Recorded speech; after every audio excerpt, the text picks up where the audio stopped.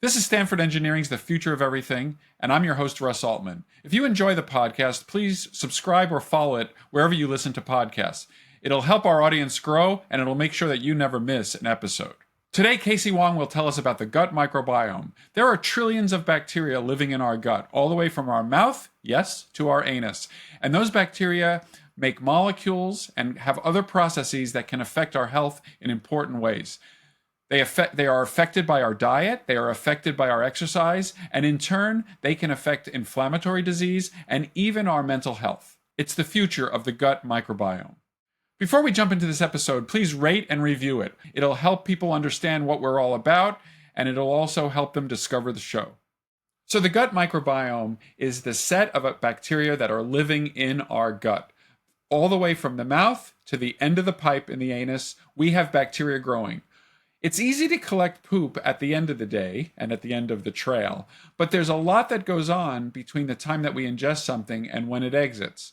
And we have previously not been able to sample that material as it goes through the bowel. Well, KC Huang is a professor of bioengineering and microbiology and immunology at Stanford University, and he and co-workers have invented a device that allows us to sample what's going on in our bowel from the beginning to the end, under really good control. They can sequence the DNA, they can look for the molecules that are being secreted by the bacteria, and therefore they can create a map of what KC calls the ecosystem. KC, you study the gut microbiome, among many other things. What is the gut microbiome, and why should we care about it? Great question. I would say the simplest way to think about it is that we are filled with trillions of microorganisms that impact us in ways we haven't even begun to think about yet. And all of these microorganisms play a really intimate role in our health, in our everyday lives, but also can cause disease. They can impact how we think, how we sleep. And so they represent both an intimate part of ourselves, but also a really interesting opportunity to engineer ourselves in new ways for the future. And so that's why I've become so fascinated in thinking about these as new tuning knobs for our everyday lives. Great. So thanks. So trillions of bacteria, that causes pause right there. And I presume that when we're talking about the gut microbiome, we're talking about the bacteria that are living in our bowels, in our stomach, in small intestine, large intestine, esophagus, actually, the whole ball of wax. Since you're a doctor, Russ, one of my clinical collaborators corrected me. I wrote that there are trillions of microorganisms living inside of us. And he actually pointed out that our gut microbiome is living on us, not in us, because essentially there's just a tunnel. We're like a mountain. There's a tunnel going from, mouth to anus, and that's outside our body. And so I think it's actually a really important way to think about it, because it's not like our cells inside of us that we think of as being part of the factory. We're really like talking to these trillions of microorganisms that are at this boundary, at this interface. And so we're kind of both, cautiously engaging with them as allies, but also, realizing that we could be at war at any point. I love this. And yes, we are really nothing but a big tube with a lot of decorations. So there you go. And that's what they teach us in medical school. So and actually, as an extension of what you're saying, that means that the other part of the surface, there's many surfaces. There's our skin, and I'm presuming, and I think I know, that there's a lot of bacteria on our skin. There's a lot of bacteria in our oropharynx, in the insides of our breathing mechanisms. But as I understand it, you have focused at least recently on the gut microbiome. Yes. So exactly. as a scientist and engineer, what are the challenges in studying that? I know we have ample access to the final product, if you will, but I'm guessing that you have questions beyond just what comes out at the very end. What strikes me as ironic is that our most recent work actually has come full circle to how I got interested in the gut microbiome in the first place. 10 years ago, I knew nothing about the microbiome. but I made all sorts of wild and incorrect assumptions about what everyone else knew. And one of the things that I assumed was that, everyone was talking about this ecosystem. And every other ecosystem that I know about on the planet, one of the first things people do is they map it, because it seems so important to know, where are the trees and where are the mammals, and, how do they spatially organize so that they can take advantage of everything the ecosystem has to offer. Yep. And that really was a huge black box for the gut microbiome field. Huh. And so one of the first things we did was to develop some computational tools so that you could start to quantify who was doing what and where and when. But what we started to realize was that this was even more important to understand, not just in model organisms like mice, but in humans, because there is such a pressing need for therapies to deal with gut disorders like Crohn's and IBD and IBS. It's amazing how often IBD is inflammatory bowel disease. IBS is irritable bowel syndrome. Exactly. Sorry. Thank you. And people come to me all the time and ask, when is the solution going to be here? And I have to say, I'm afraid we're like at the tip of the iceberg in terms of just understanding what is going on. And part of the real challenge is, as you say, that we have an amazing amount of data for all the downstream effluent of our gut, because poop is something we can collect, we can study, until kingdom come. But if you want to go a little bit upstream and start understanding, who is inside our gut and what they're doing, it's incredibly challenging and laborious, and hence data has been very limited. In fact, most of the time, if you get to a certain age as a man, you start to become well acquainted with the inside of your bowels through very uncomfortable exams where really you're completely cleared out first. Yes. And so almost everything we know about the bowels has been in a non-healthy, non-digestive state. It's like you burn down the forest and then say, okay, now let's go explore the forest. Yeah, exactly. Okay, so let me go back though, because you said a couple of things I just want to, as a preliminary. So you're referring to plural type of bacteria. So I think everybody gets that this ecosystem is not made only of one bacteria. It's not like there is the one bacteria type that lives in your bowel. So what do we know? Are we talking about 5 or 10 different species, hundreds, thousands? Even more. Yeah. So paint a little picture for this ecosystem. And I know that it's still a frontier in many ways. Yeah, I think I think the number hundreds to thousands is what people will quote, but it's kind of similar to the way people argue about how many different cell types do we have in our body. And you'll get a different answer depending on who you ask, maybe what time of day you ask them. And I think for the same reason that really when it comes to a functional characterization of who exactly is there, tiny differences in the genomes can make an enormous difference. And remember that unlike any other ecosystem on the planet, this is a set of a trillion bacteria that are literally squashed together like sardines in a can. And as a result, they engage in horizontal gene transfer at rates that are unparalleled. And so when you say horizontal gene transfer, you mean that one bacteria is literally lending or giving its genes to the one next door, even if they're not the same species. So there's a lot of sharing of materials between these bacteria. And one of the ways you see that coming to the forefront is in antibiotic resistance. That it is undeniable that this is just a melting pot for the exchange of genes like antimicrobial resistance genes, but also for many other functions. There's great examples of bacteria that have acquired the ability to process the polysaccharides in seaweed, and that happened first in Japanese populations because of the fact that there is this selective pressure. You have this available nutrient, someone is going to learn how to eat it. And that happened through horizontal gene transfer. Okay, so good. So that explains, so that gives us a state of, we're talking about a lot of bacteria. They're closely packed. They're exchanging information all the time. The other thing that you said quickly, and I don't want to lose it, is that this is not just important for like the quality of your bowel movements, which by the way, as a physician, the one thing that's really has always intrigued me is you can ask most people, how's your poop?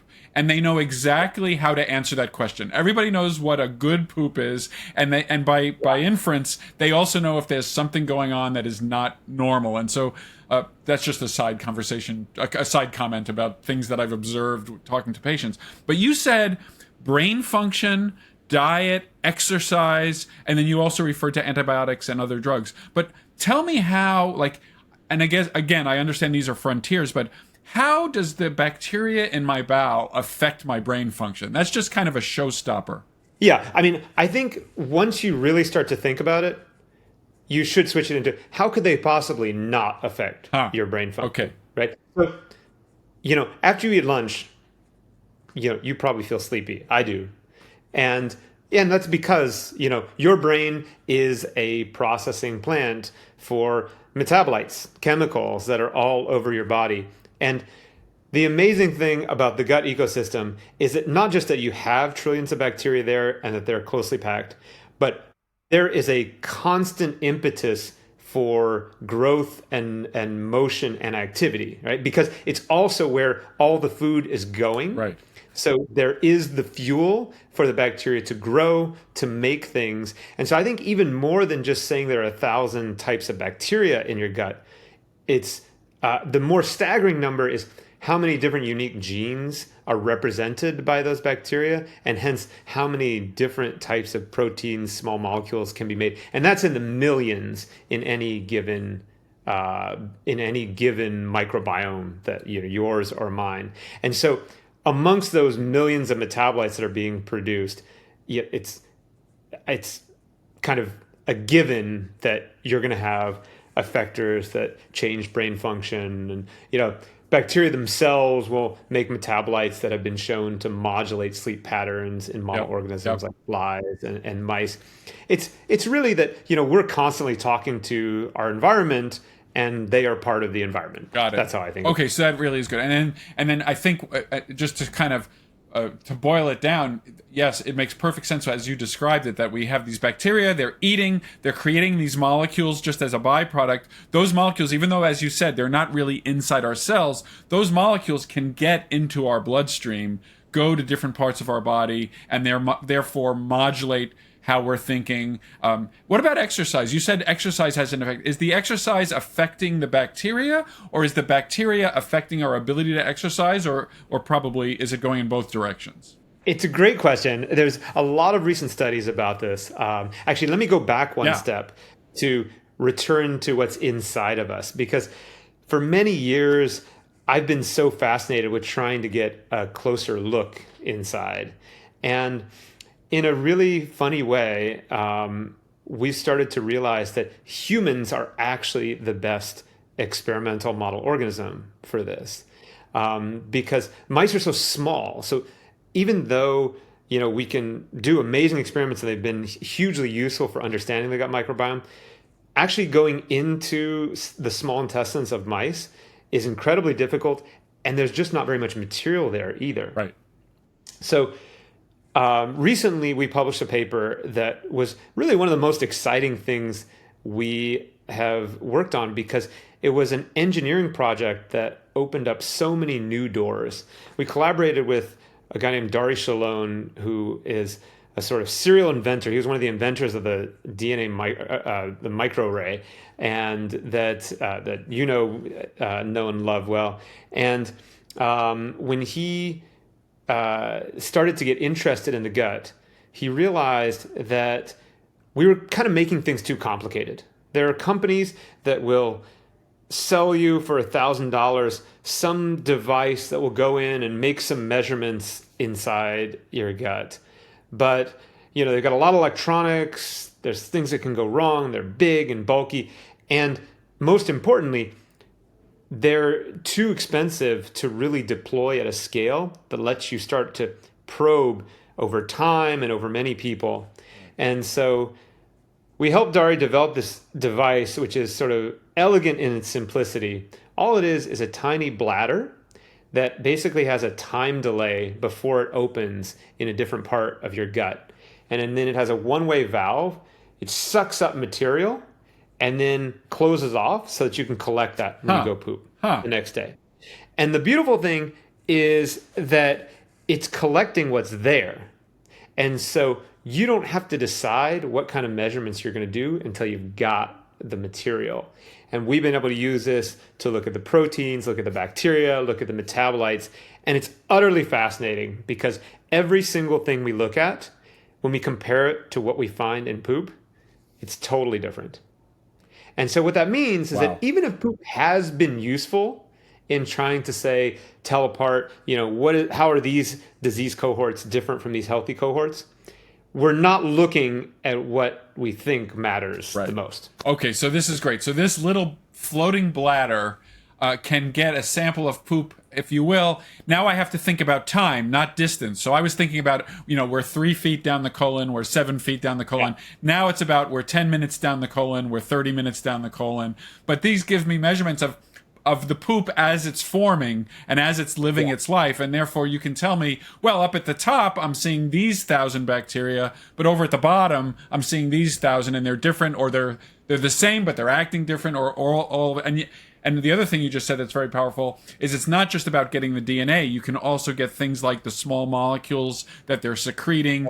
And so now I want to go back because you went on this diversion when I asked you about exercise. So tell me why you did that. So one of the things we are using this device for now is to study how exercise affects the microbiome. And there are many aspects to that question, but one we've been very fascinated in is temperature. Because temperature is actually this fascinating tool that the body uses to fight off disease. That's why we get fevers, I would guess. I know that actually. In fact, pre-antibiotic discovery, if you got syphilis, do you know what there were two primary treatments. There was basically giving you poison with like cyanide. Yes. But do you know what the other was? I do not know that. They would give you malaria. Oh. Because the malaria would give you a very high fever. That would help to clear the syphilis. And then you probably drop 30, 40 pounds, but they know how to clear the malaria afterwards. And so it actually led to the Nobel Prize in 1927 in medicine for what's called pyrotherapy. Basically, you would just put people in a big oven. It was like an oven with a hole for the head, so you don't heat the head too much. And then they just heat you up to about 106 degrees. And the bacteria don't like that. Syphilis is a bacteria, so it either dies or becomes disabled. Exactly. And when you do heavy exercise, it turns out your body temperature rises by about 2 degrees Celsius. Actually, probably even more, but in our IRB, we're not allowed to push people. So IRB is the human subjects people, and they don't want you to heat up your patients too much. Exactly. But I'm pretty sure, like when I go on a really hard run, my body temperature is temporarily going up. I totally agree. In fact, I have, without any scientific documentation, I have observed that when I feel a cold coming on, sometimes going for a run or doing excessive exercise seems to thwart off an infection. And I have no proof of that except what you just said. There's been a whole slew of recent studies that are trying to explore this interface because, first of all, we and bacteria, just very sensitive to these temperature fluctuations. But also, probably we've all experienced that heavy exercise messes with our gastrointestinal system. And so one of the things we're collaborating with Sean Spencer, who's a GI fellow at Stanford, who has been really interested in how fermented foods can both affect the immune system, but may also be important for recovery. So, it's a really interesting interface for thinking about, how to remain healthy as you're sort of reflecting on. But I think one of the tools that will be so important is to be able to not just sample what's in there, but actually be able to sample as it's happening, right? Because the great thing about these capsule devices that we have, you can just keep swallowing them. You can just keep swallowing them. And you can say, I want to pick up material at 2 p.m., not I'm going to wait until my next bowel movement, which may be Right. 3-4 days from now. This is The Future of Everything with Russ Altman. More with KC Huang next. Welcome back to The Future of Everything. I'm speaking with KC Huang from Stanford University. In the last segment, Casey told us about all the ways in which we're trying to understand the bacteria that grow in our gut, how we can measure them, how we can understand their interactions with one another and with our physiology. In this next segment, I'm going to ask KC, and he will tell us about how we can see opportunities for engineering the microbiome to improve health. He has lots of ideas, and he thinks that a lot of the action will be in the small intestine. So tell me, what are you seeing as the exciting applications of the knowledge that you're generating? Yeah, I taught a class with several colleagues a few years ago called the Microbiota in Human Health. And one of the things that we had the students do on the very first day was to fill in a survey, basically to get a sense of what they knew, and most of them didn't know much. So the last two questions in the survey were, on a scale of 1 to 10, how much do you think microbiome-based therapies will be a part of healthcare in the future? And the next question was, when is this actually going to be a reality? And then after 10 weeks of them reading what we thought of as the best papers in the field, we gave them the same survey again. And uniformly, they were much more confident that microbiome therapies were going to be an integral part of healthcare. And uniformly, they were convinced that this was way further off in the future than they thought at the beginning. And I think it's really striking commentary on the state of the field. There's a huge amount of excitement. There's a huge amount of energy and money, both in academia and outside. But there's still this lack of fundamental understanding that is leading to the same sort of engineering paradigms that you see here in Silicon Valley, where we count on things like Moore's law to push progress forward. But I think, for me personally, coming at this as a complete outsider, I'm trained as a theoretical physicist, and even though we now do experimental wet lab work in microbial ecology, I still have this different way of thinking, and I think it's really important to try and apply that to a field like this. And I think one of the things that has been missing is a perspective of embracing the complexity of the ecosystem. Reductionist science has gotten us so far that I think people tend to think, okay, we started with E. coli as a model bacterium, and now that we're interested in the microbiome, let's see what happens if we have 2 species or 3 species or 4 species. But I think the problem there is that when you have 2 or 3 species, every single way that they talk to each other is important. If you have 1,000 species, there's no way that every single arrow matters. Right. That's just too much for establishing stability and robustness in any complex system.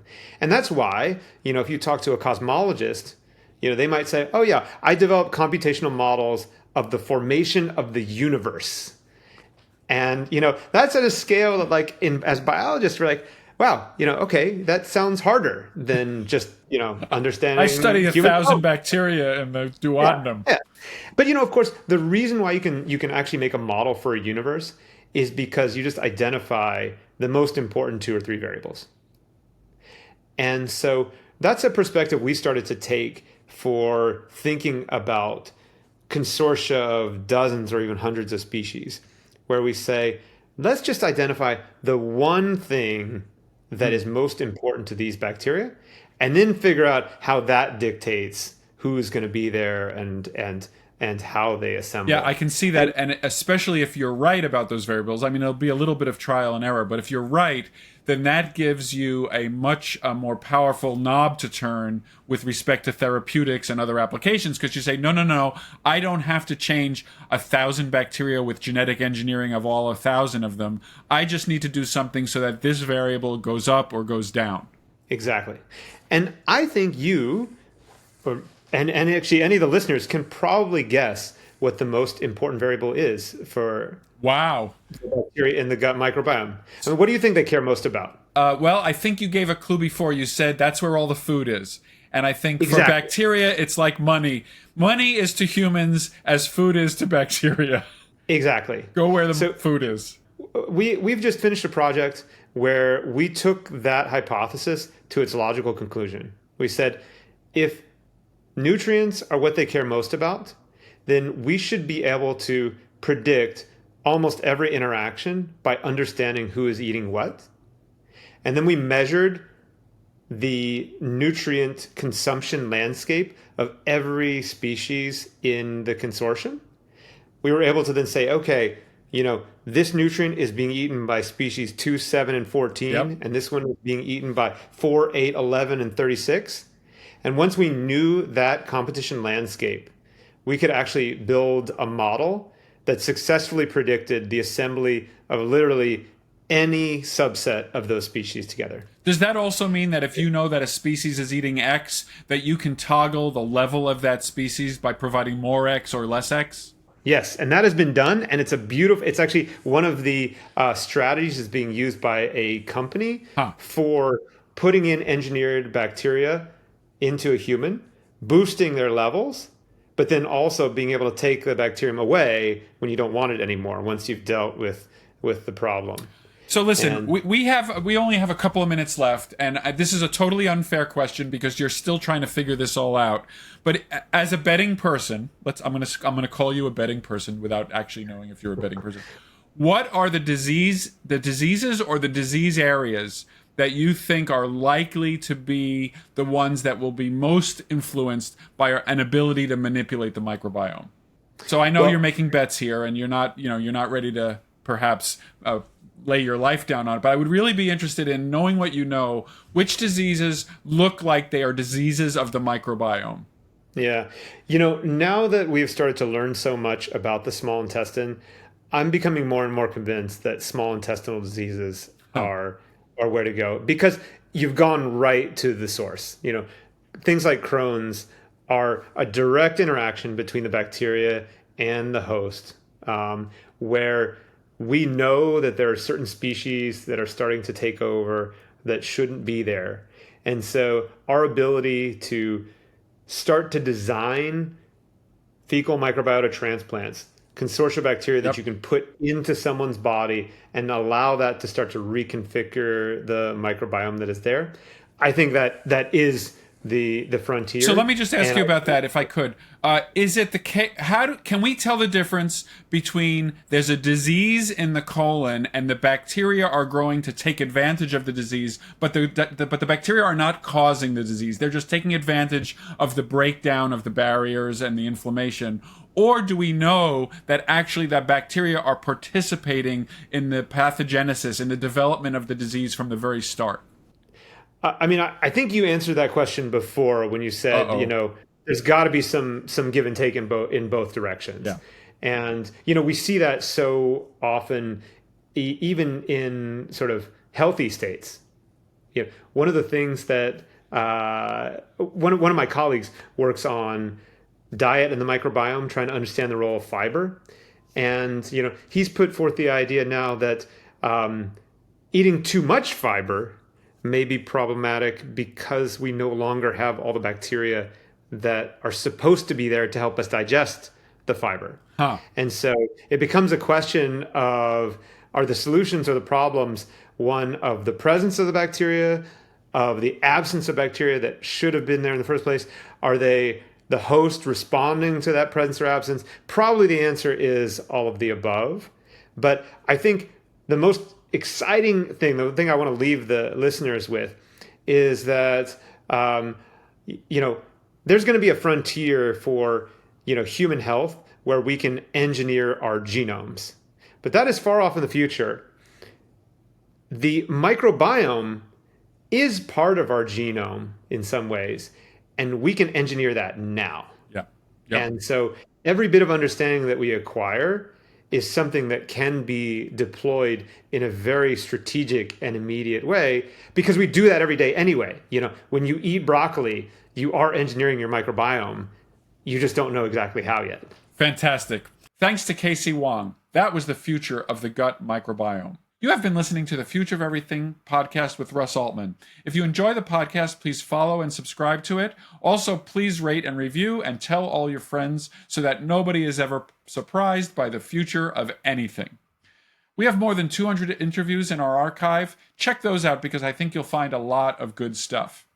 Finally, you can connect with me on Threads or Twitter at RB Altman on Twitter, at Russ B. Altman on Threads, and you can follow Stanford Engineering at Stanford ENG.